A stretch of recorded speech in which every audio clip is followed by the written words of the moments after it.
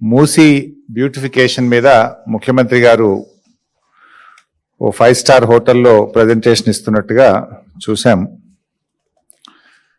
రాష్ట్ర ప్రజల పక్షాన, మూసీ పరిసర ప్రాంత ప్రజల పక్షాన ఒక బాధ్యతాయుతమైనటువంటి ప్రతిపక్షంగా మేము కొన్ని సూటి ప్రశ్నలు ప్రభుత్వానికి వేయదలుచుకున్నాం. ముఖ్యంగా మళ్ళీ చెప్తున్నాం, మూసీ పునర్జీవానికి బీఆర్ఎస్ పార్టీ వ్యతిరేకం కాదు. మేము కేవలం మూసీ ముసుగులో బ్యూటిఫికేషన్ పేరు మీద రేవంత్ రెడ్డి చేస్తున్న లూటిఫికేషన్ కు మాత్రమే వ్యతిరేకము.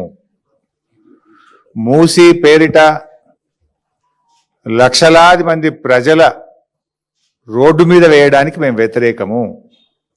వేలాది ఇండ్లు కూలగొట్టి లక్షలాది మంది ప్రజల్ని నిరాశ్రయులు చేయడానికి బీఆర్ఎస్ పార్టీ వ్యతిరేకము. బీఆర్ఎస్ పార్టీయే, మా ప్రభుత్వం, మా నాయకుడు కేసీఆర్ గారు, కేటీఆర్ గారు ఆ రోజు మూసీ బ్యూటిఫికేషన్ కు మేము శ్రీకారం చుట్టాం.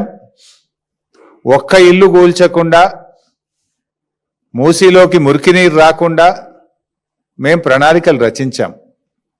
దాదాపు 4,000 కోట్లు ఖర్చు పెట్టి 32 ఎస్టీపీలు కట్టింది బీఆర్ఎస్.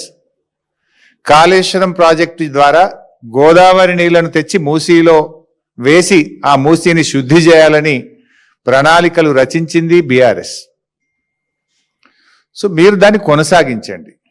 కానీ ఈరోజు రేవంత్ రెడ్డి గారి ప్రభుత్వం మూసీ ముసుగులో రియల్ ఎస్టేట్ వ్యాపారం చేయడాన్ని, మూసీ ముసుగులో పేదల ఇండ్లు కూల్చడాన్ని, మూసీ ముసుగులో లూటిఫికేషన్ మాత్రమే బీఆర్ఎస్ వ్యతిరేకిస్తుంది.